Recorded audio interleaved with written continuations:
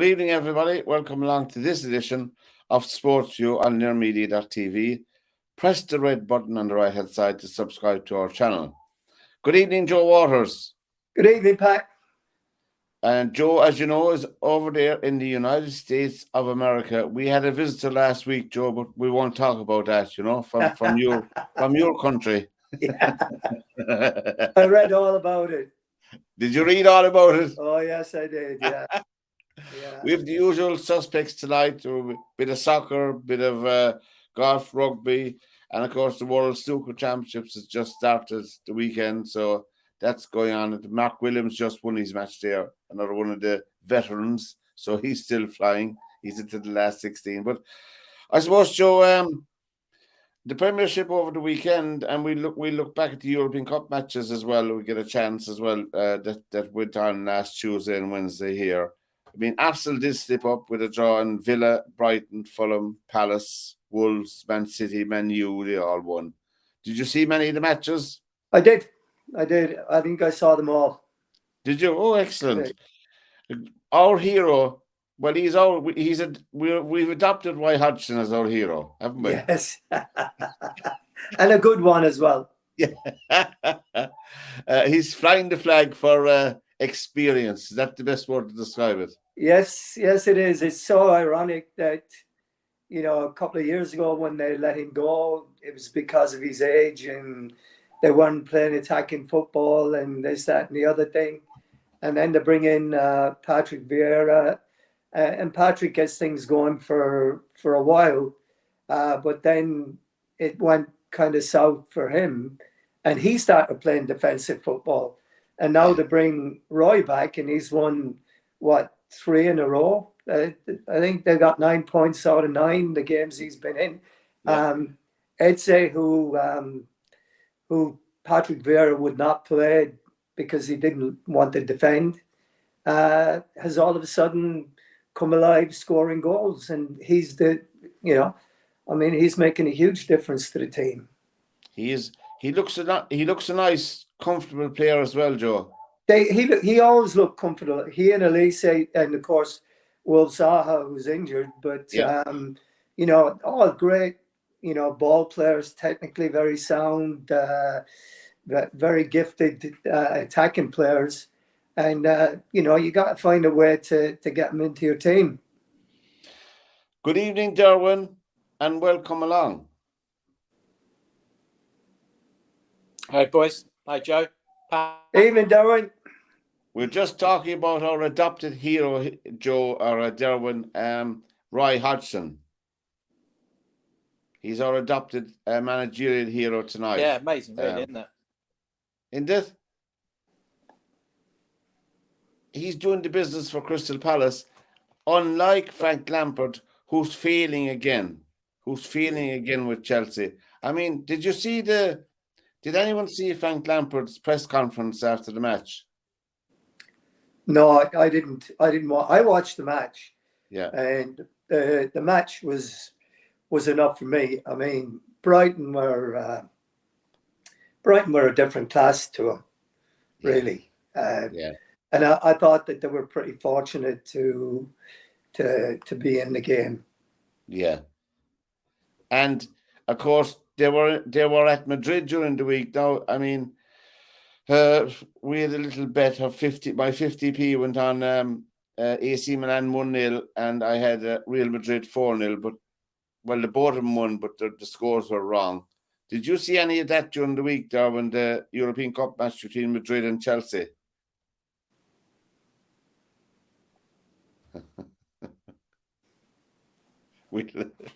Is it frozen there?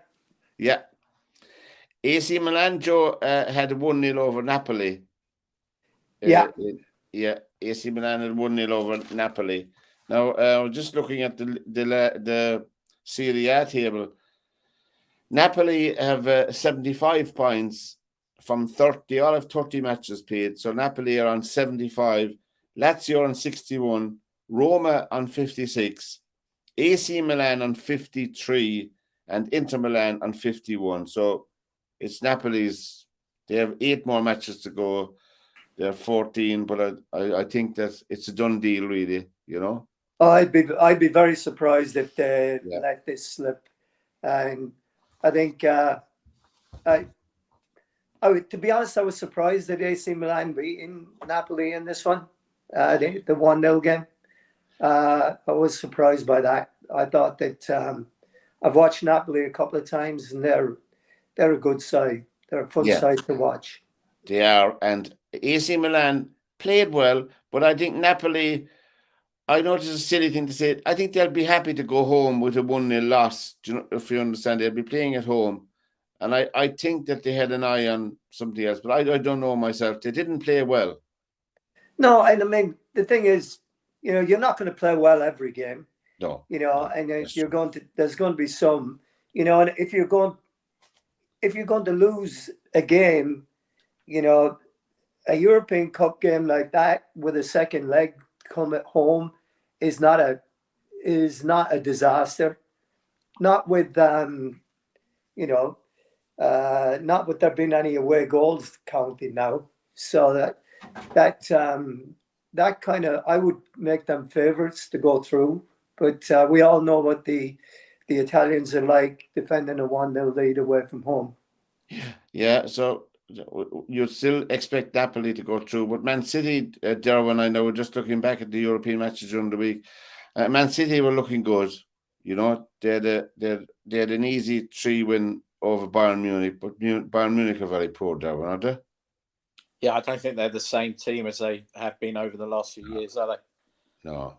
I know what's. To be fair though, Bayern Munich for the first half gave as good as they got. I think that they were unlucky,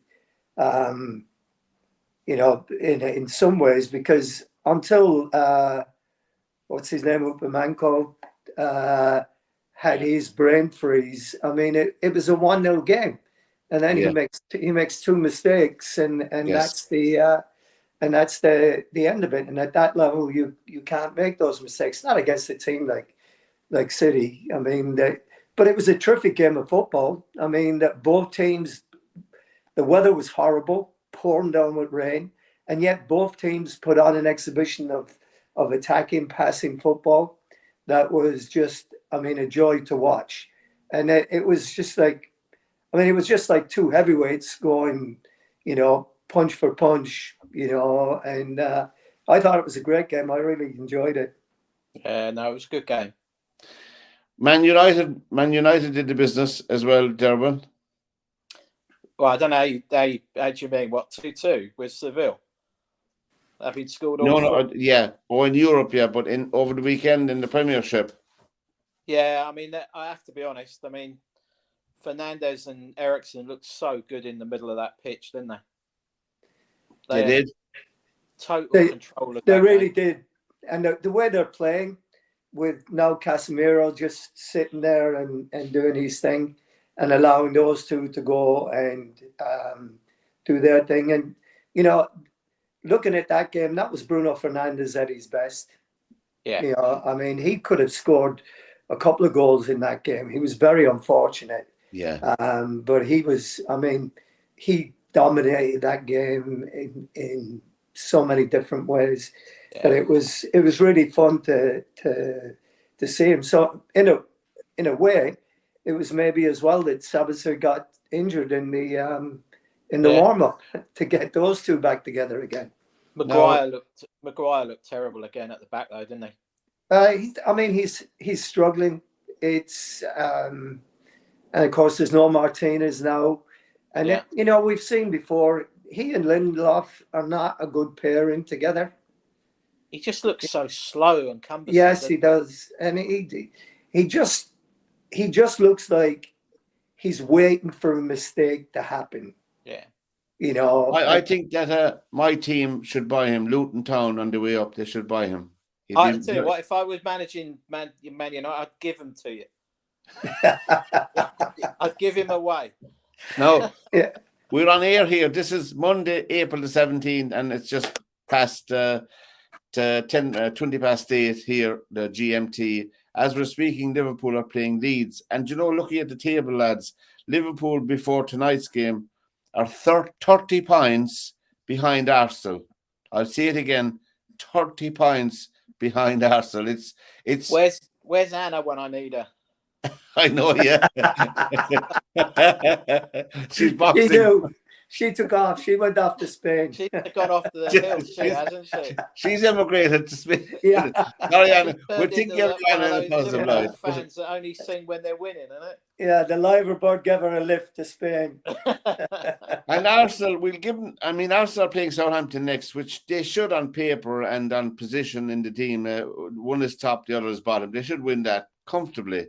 I mean, it was unlike Saka. He missed that penalty, you know. I knew what he was trying to do, but They look. They kind of look when they get caught. They look kind of nervous, don't they? They look jittery. yeah, They don't look like, all right, we're back to 2-2. We'll go and score another goal then. yeah, They don't look like that, do they? no. And this has happened to them a few times now, lads, Joe and Derwynne. They have gone 2-0 up in a few games. Yeah.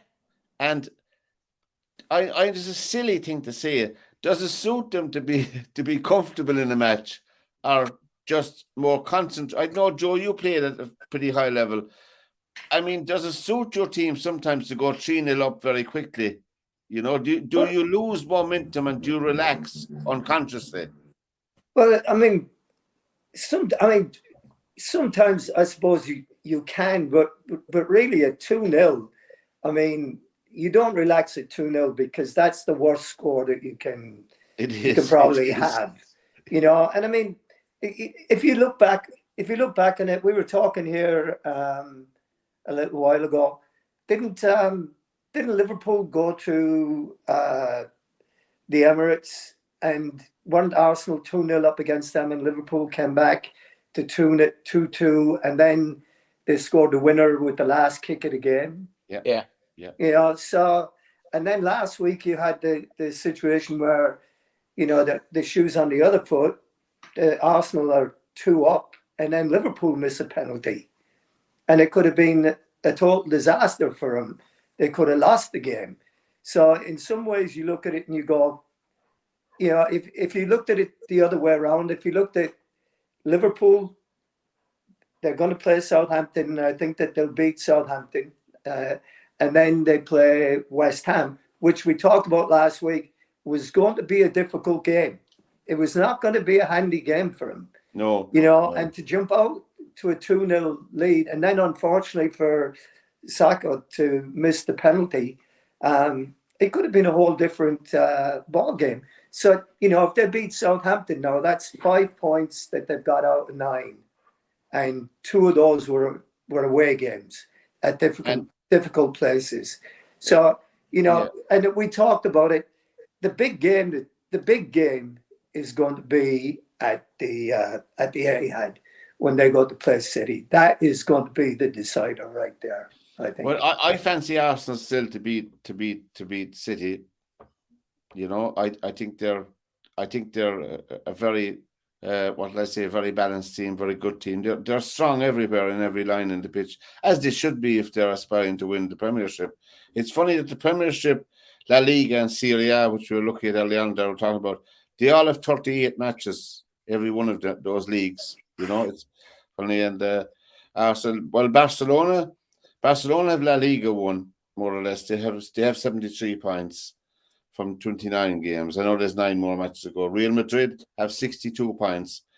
Atletico Madrid have 60 and Real Sociedad have 51. So the 2 Madrids are vying for second spot, I suppose. I'm only just surmising myself. That's the way it's panning out. But getting back to the Premiership, Brighton are doing very well. Frank Lampard with Chelsea. We don't want to be picky on any individual here, you know, but really I have no idea still today, and after watching them in the 2 games during the week and the weekend, why is Frank Lampard managing Chelsea, Derwynne? I think he lives in London. He lives down the road. I think it's a. But you live in London. Why don't you give him a ring? I wouldn't mind having a bash at it. But I mean, I might bring Joe over as my assistant. And the physio. And you need a kit. You need a kit man as well. Yeah, there you go. But I mean, I just think it's just convenient for them to go and grab Lampard and kind of and probably appease some of the fans that they've got a Chelsea legend back. That to me is all that's doing. That's a stopgap. I don't think he'll get the job full time. Oh, I don't think he has a chance in hell that he's going to get the job full time. I mean, they've already met with Nagelsmann, and they've been talking to him. But there's other names out there. Arne Slot at PSV Eindhoven. What about your man? Sorry for calling you question, Joe. Aston Villa won again. Yes, and that's another one. He has been another guy that has been a terrific coach wherever he's been. Yeah. The only time he fell down was at Arsenal, and he really, to be honest, wasn't given a whole heck of a lot of time to get it right there. No. He wanted to do things his way. They didn't like the way he was doing it. But now he's got Villa flying. I mean, Villa beat Newcastle, totally nullified them. I haven't seen Newcastle all season be that ineffective in a game. They weren't allowed to get going at all. Yeah. And Emery is a terrific coach, and he's a workaholic. He works his teams hard. He expects them to play hard. Likes them to go with a high press, and so he's another one that the likes of Chelsea and people like that better watch out, because if they don't get this right, and Liverpool the same way, if they don't start their rebuild and do it properly, they're going to find themselves hanging out behind Newcastle and possibly Villa for a little bit. And Brighton. And Brighton will be ahead of them. And Brighton Spurs. as well. I know they're hot and cold. Was Aubameyang at Arsenal when Emery was there? Yes. Yeah. So maybe he was caught up in all of that, Aubameyang, being just a troublemaker. Yeah. And he wasn't strong enough to deal with it. No. And I think that there was a lot of that too with the early managers of Man United. There was 2 or 3 personalities there who nobody could handle, in United. And that was all it took a long time for the club and the team to recover from that kind of angst that went on there, So you want a manager that's in charge of the bloody team, from the word go, and to demonstrate that he is in charge of the team, and he goes to all the training sessions. There's some managers I was reading about, they don't take training sessions. Right. They're depending on another 1 or 2 individuals to get the feedback to who's in form and who's doing what. If I was the manager of a team, I don't know how it works. I'm no expert. I'd want to see the players performing and training. I'd know about you lads, Well, it's a funny thing, and we may have talked about it before, but, Ferguson didn't take training a lot of times. He used to watch from his office in Carrington. And, everyone knew that he was up there watching. So if you look at the likes of the Dutch guy that was coaching there Queiroz. No, the Dutch guy that took over after Queiroz left. Yeah. He was, René Meulenstein. That's it, Meulenstein. Yeah, René Meulenstein. And I actually saw him up here in Seattle. And I went to their training session when they were up here, before they played the Sounders. And it was Meulenstein and I forget who the other coach at the time was. But even, when Steve McLaren was with him, Steve McLaren took a lot of the coaching. Carlos Queiroz did a lot of the coaching. Went back in the days when he had Walter Smith with him. Walter did a lot of the coaching, and Archie Knox was another one that did a lot of the coaching with him. And that was always Ferguson's big thing, was that he knew who the top coaches were and the guys that would get the message across. And that's how he liked to do things. I mean, when he took over as manager for Scotland that time. All the guys that he had on his staff, Archie Knox, what's his name? I just said his name. Walter Smith was there. Andy Roxburgh was on his coaching staff, and Craig Brown. All four of those guys were on his staff. Craig Brown managed Scotland, didn't he? Yes, he did, and Andy. Andy did as well. And Walter Smith did as well, didn't he? Who's that? Walter Smith did as well, didn't he? Yes, he did. Yeah. Oh, he did. Was he Rangers? Yes, he was. Rangers, yeah. Yeah, he was with Souness at Rangers, and when Souness left, I think he took over. But yeah, I mean, there's a lot of guys have coaching staff to do these things, to do their thing. But then there's a lot of other guys that are very hands-on. Yeah. Yeah. SportsView is the program on learmedia.tv. Press the red button on the right-hand side to subscribe to our channel. And thank you all for your comments and for watching the program. And thanks to the lads for watching the program. I certainly don't turn it on for me anyway. I'm under no illusion about that fact. Anyway, Derwynne, we had the RBC over the weekend, and your fellow countryman Matt Fitzpatrick came out on top in a playoff with Jordan Spieth. They both finished at 17 under. And Matt Fitzpatrick, for his trouble, he got a little check for $3.6 million for winning it. Yeah, but it's not that. It's I was watching it on the Golf Channel. I have the Golf Channel now because I won't say how I'm getting it publicly, but I'm getting it now. And won it on the third playoff hole, didn't he? Huh? He won it on the third playoff hole, knocked it to about 2 feet, didn't he? Yeah. And Lowry had a poor, although he did qualify, he did make the cut, Shane Lowry, but he had a very poor tournament. He finished, where did he finish? 67th. Believe it or not, lads, he got $41,600 for finishing 67th. So I can tell you. Just about enough to fill the jet up. Yes. Now, Larry's a good bet for the Open at Hoylake. Go where? He's a good bet. He really is a good bet because it blows a hoolie round Hoylake and it's tough. And he's a shot maker. Yeah, he is. He played some lovely. The commentators love him anyway. I tell you that much. The commentators commentating the Golf Channel love him. I think Larry's a good bet for the Open because he's playing in the Irish Open as well, which is good, as well as McIlroy. But I think McIlroy will be going home for the weekend. I don't think he'll qualify for the weekend. So anyone wants to see Rory McIlroy on his tongue in cheek, turn up on Thursday. You'll definitely see him on Thursday. Don't wait till Sunday. Sorry, Rory. The Live Golf Tournament down in coming up in Australia is sold out. Yeah, sold out. All tickets gone.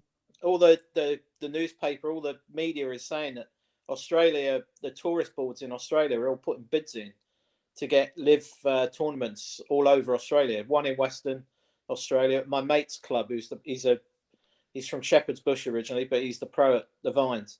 But Western Australia Tourism Board have put a bid in with Norman to host the event in WA. And they're all trying. Melbourne's doing it. I think Victoria is Melbourne. But I knew, Derwynne, I was hoping you'd be on tonight. I knew I had a question to ask you because I watched loads of sport the weekend. But they described where the Harbour Town Golf Links, 7,213 yards. Is it a links course? No. It's got the sea on one side of it, but I wouldn't. Yeah, but they're calling it a links course, and I was surprised at that. That's America. Anything by the sea, they call it a links. But if you said, it's a bit like saying all the courses in Florida are links courses because they're all by the sea or mostly by the water. Yeah, I mean, that's you can't. They're all American resort style golf courses. I mean, Heritage at Harbour Town. Harbour Town's lovely, and it's on Hilton Head. So Hilton Head is like you do get to it by a causeway. So I see. it is a proper island as such, but it's linked by a causeway. Yeah. But it is lovely. It is really nice there. I But was watching. John Ram did very well, considering, like, he committed to it. Unlike somebody else, he committed to the heritage after the Masters, which was, I mean, the Masters must have been, as well as being physically draining on you, mentally you'd be shattered as well. After winning the thing, two things that Sandy Lyle used to say after winning a major, he wanted to go and play because he didn't care. And he played the following week. 9 times out of 10, he played really well because it's still on a high from the previous week.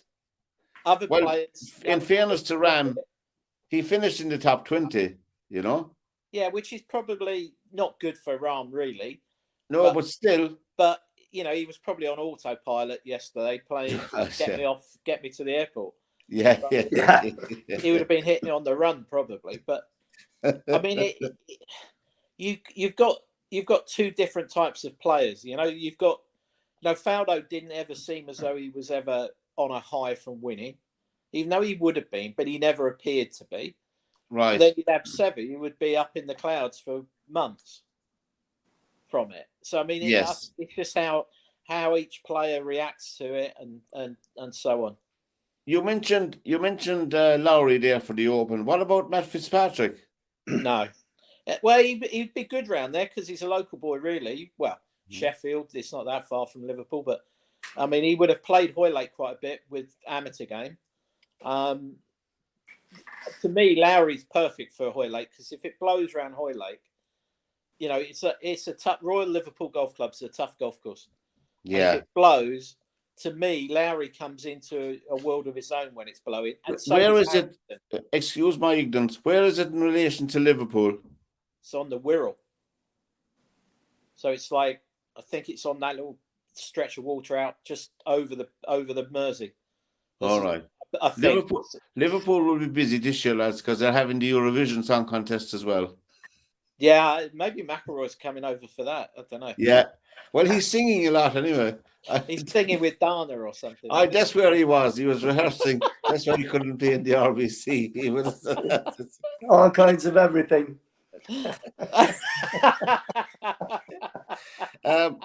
I noticed anyone of you see the boxing, your man, the big Chinese fella won it against what's his name?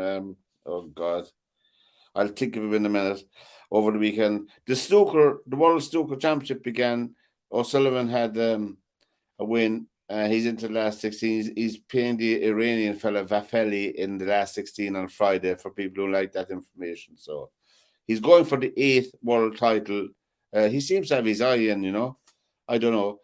Mark Williams won, and they're all. And Trump is playing tomorrow. Judd Trump, that is, and we'll see how that'll pan out. Rugby over the weekend. The Women's Six Nations was on over the weekend. I presume he did. Did you see any of that, lads? I didn't. I couldn't watch the England-Wales game. That was like one-way traffic, wasn't it? Yeah, that was 59-3. Yeah. And France beat Scotland. Was an own goal, wasn't it? Scotland beat Scotland 55-0. As the man said, they were lucky to get nil. And Italy beat Ireland 24-7. So I don't know. I mean, we said it here before. I don't think it's a game that's suitable. I'm not coming across as sexist. It's not a game that's suitable for women to play. That's only my personal opinion. It doesn't to do with my two lads on the show. I'm saying that myself personally. It's not a game that's suitable because they don't have natural aggression like men have, and I don't mean that in a bad way. I'm just saying. It's just the way the physiology of men and women, the way they're made up. That's what I'm saying, I wouldn't want some of those English girls tackling me, though. I wouldn't want some of those girls tackling me. Yeah. I'd have a turn of speed there that I haven't seen since I was 16. But what about the Grand National? What was that all about? Huh? What was the Grand National all about? Well, the Grand National, the protesters came on the court, which I was surprised down at the very bottom Well, obviously they identified, they must have local knowledge as well, some of them. They were protesting.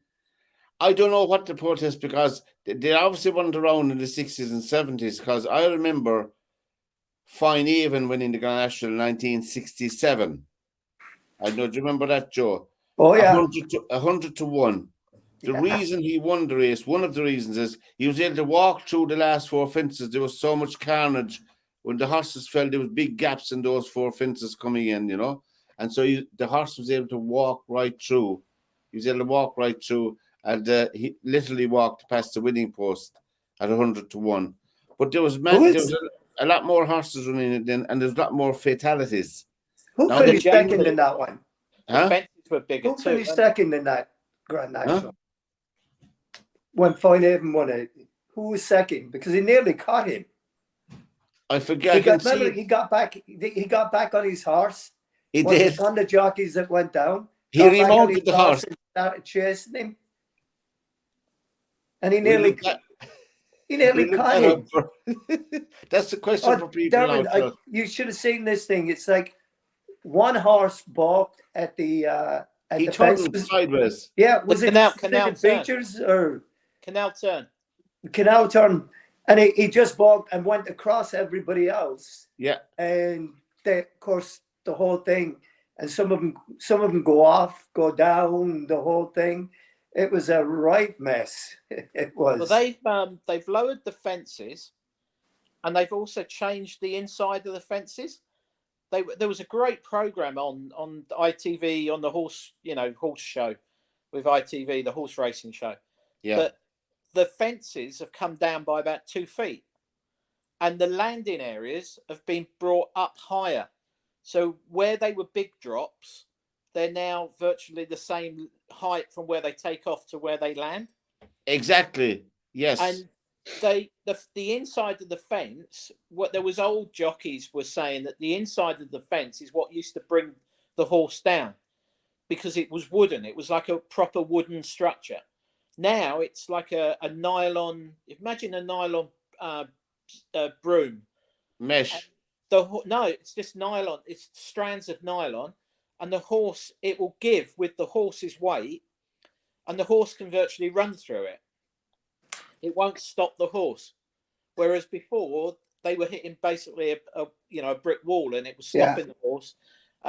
But on Saturday, the first horse to fall over broke its neck over that first fence.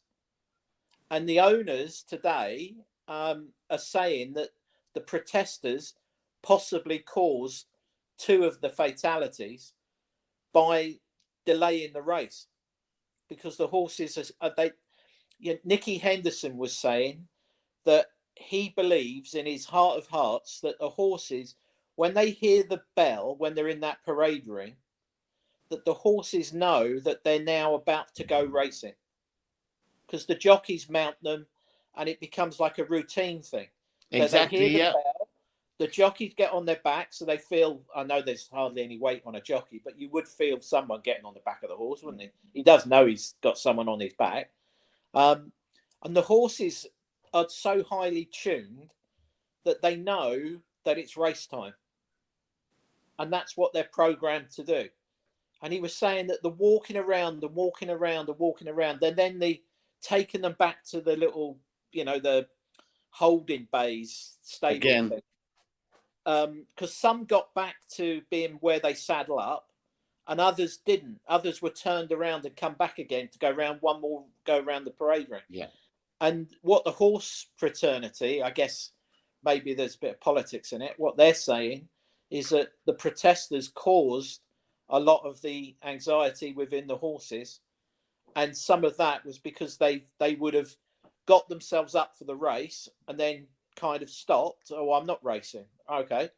And I don't know. No, they do. Animals get stressed. We know that. Anyone that owns a dog, Joe, animals do get stressed over certain events, like lightning, sudden noises and all. All animals are the same, but the Liverpool meeting, the Aintree Grand National meeting over the 3 days, there was only 3 fatalities in the 3 days. Now, obviously, a fatality is a serious thing. I'm not dismissing. I'm just saying in the 60s and 70s, needed the safety now and the whole thing that's built in. Every single sport has its dangers, whether it's men or animals are competing. There's danger. You could be killed in a soccer match with a bad tackle. I'm not saying it happens. I'm saying you could.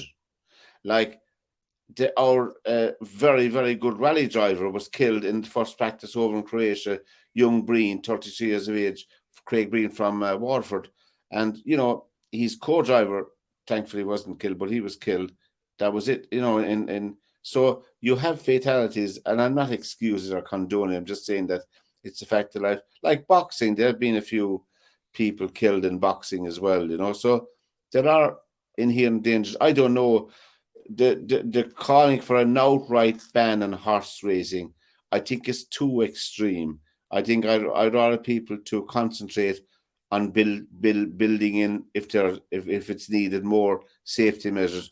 They're talking now about reducing the participants in the Grand National. There's only 40 allowed.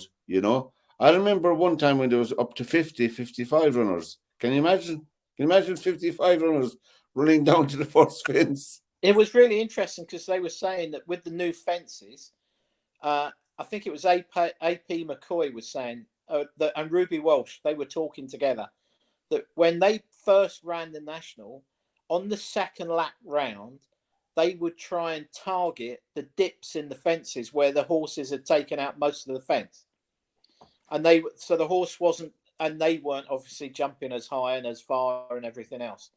But now they were saying that the jockeys don't fear the fences as much now because they're smaller, but also that after the first lap, they've got stewards or groundsmen on each fence, and they rebuild all those twigs and everything else back up again for the second lap round.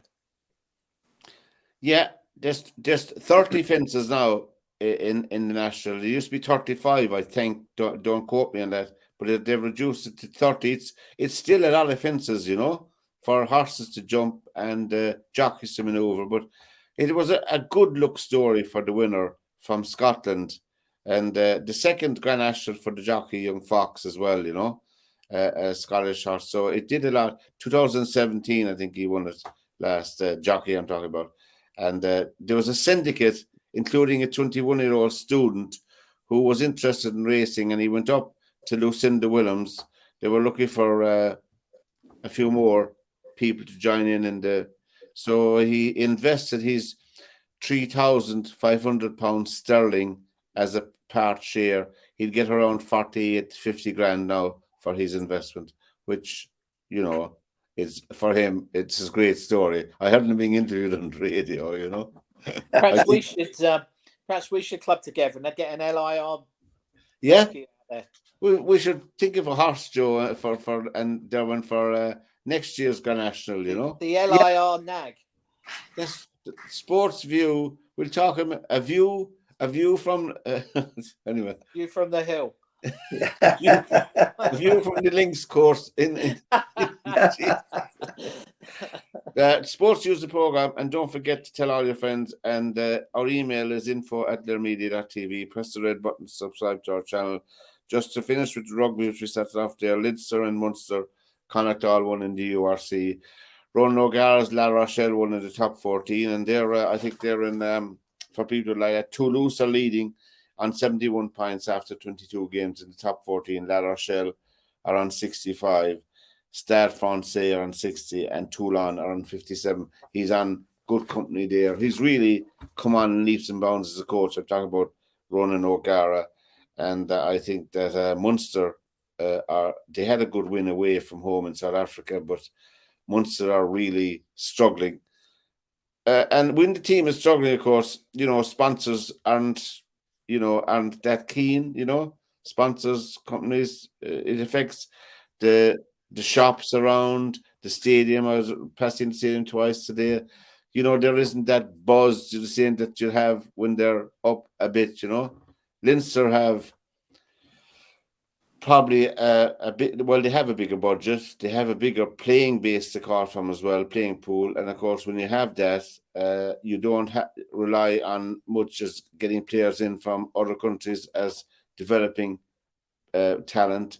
Munster seem to be lagging behind in that. We hope it'll turn around. They hope the Munster Rugby Museum is opened in O'Connell Street in Limerick for people who are over in Limerick the next time. Derwynne will give you a tour the next time you're over for the Leinster Rugby Museum, the new centre in O'Connell Street in Limerick. It looks very impressive as a building. I just went into the bottom part of it, the shop during the week, but it really looks very well, I must say. I must compliment them. And it was financed, some of the money was put up by JP McManus and other investors as well, but he was the main mover of it, and Paul O'Connell was the figurehead. So it's hopefully it'll attract visitors into the city as well. But we wish them well.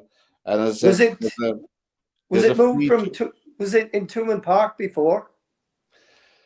Yeah, they were talking about that, but they went for the city centre, a separate building altogether, to attract tourists into the city centre. Yeah. I think that But was it. They did have a little museum in Tuman Park, though, didn't they?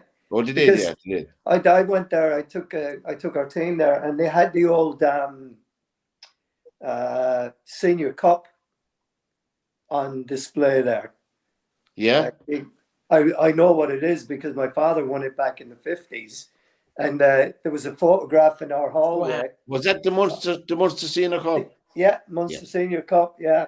And there was a photograph, I think my sister Muriel has it in her house now, of the team that won it. My father was on it, and Richard Harris was playing for Gary on that team. Wow. Oh, big God. Yeah. So that was in our hallway in Gary on for throughout my youth. I tell you, talking about Richard Harris, Derwynne, and Joe, you should see him in that film. I'll tell you, Derwynne, if you want a really genuine, a genuine good laugh and an uplift to have a good laugh, you should get out a copy of The Field or Google it or whatever, where you get, and watch The Field. John Hurt is the bird in it. The late John Hurt is brilliant. But Harris is absolutely dynamic as the Bull McCabe. Yeah, he is. Is Tom Berenger in that as well? Listen here to me now. There's no fella from America going to buy my field. You can turn around now and go out that door and go back to America where you came from. It's all about the widow's field. But he had it rented from the widow Quinn, and she was she died, and of course the field was up for auction. That's the premise of the film. But Derwynne, you won't see anything as good. It's not real. It's just so good. Harris was nominated for an Oscar for it in 1991, I think. Yeah, and the best film that year was won by Dances with Wolves. I don't know why we're talking about this. Oh, Richard Harris, yeah. But he was just brilliant. Brilliant. Harris wasn't even supposed to play the Bull. He was actually originally playing the priest.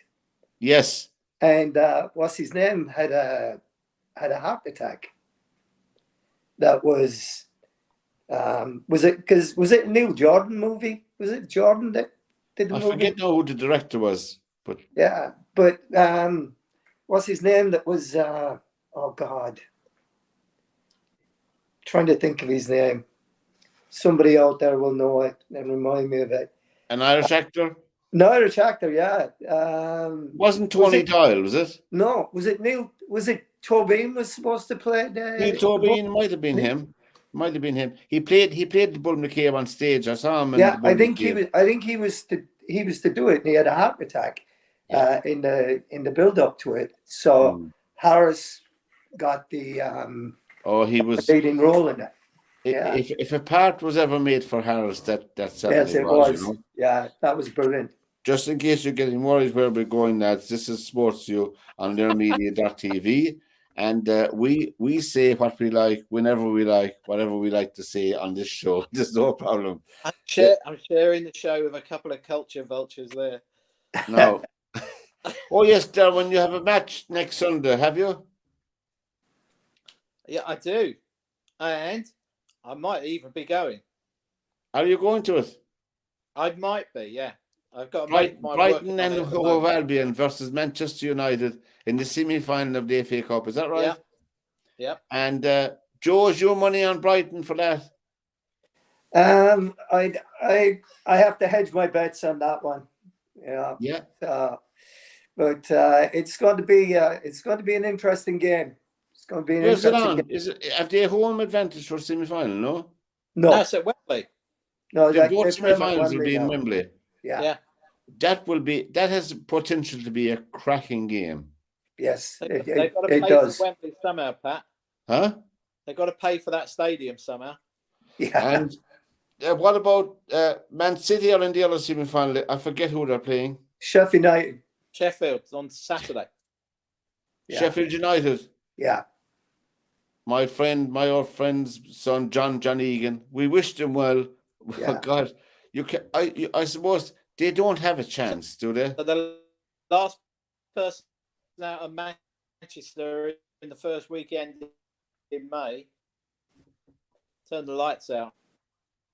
Well, if the two Manchester teams win, it'll be some final, lads.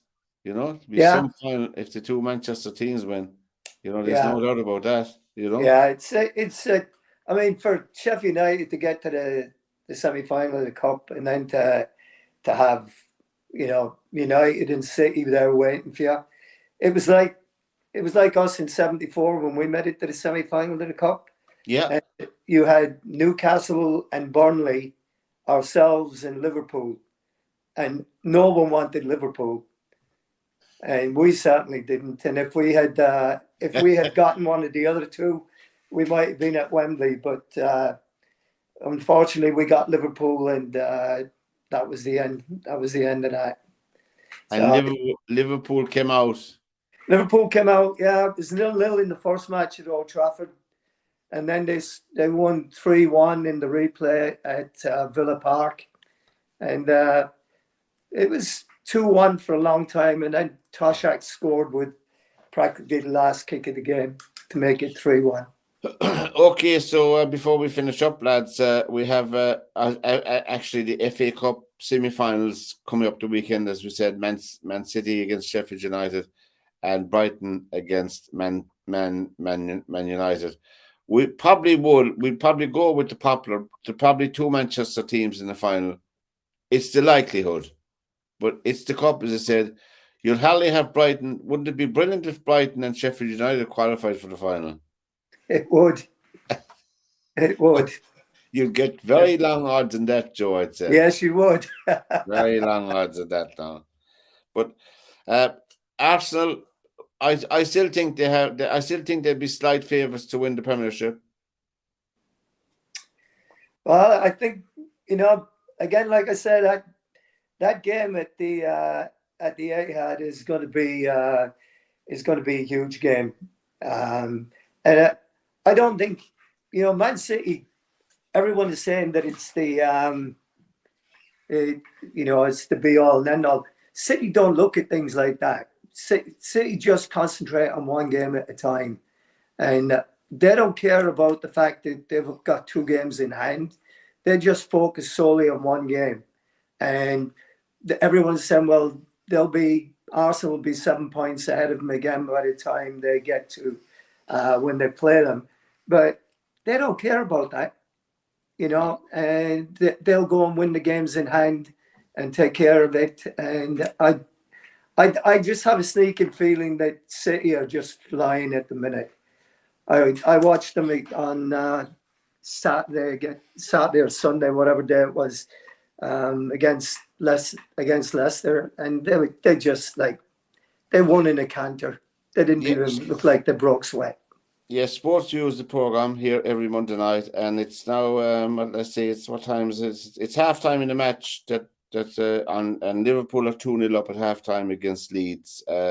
Gakpo and Salah scored the goals for Liverpool, so they're winning 2-0. So we'll give the 3 points to Liverpool, which will probably the 3 points to Liverpool. I don't know what difference that will make on the thing. Liverpool are winning 2-0 at half-time, so they'll be up to 47 points. It won't change their position on the table. 2, 4, 6, 2, 4, 6. They're in 8th place. They'll still be in 8th place after this, with a game more played than Brighton. So there you go. Anyway, for this edition, lads, we look forward to the weekend. And we were saying there, Derwynne, Sheffield United and Brighton for the cup final. Would that be some bet? That would be a bet and a half, I think. I don't think we'll bet and a half, you know. I'm not predicting that, but I'm predicting one shock in one of the matches, surely. I don't know. You know? I don't know. I'm predicting a massive house burglary weekend in Manchester coming up in early May. Because there'll be no one left in Manchester. The police they'll all be in Wembley. It's been a good blast again, lads, and thank you for your time again on this edition of SportsView. So from Derwynne Honan and from Joe Waters and myself, till we meet again next Monday, lads. Take care and have a good time. Take care, lads. See you, boys. Bye-bye. See you, Joe. Yeah. See you, Pat.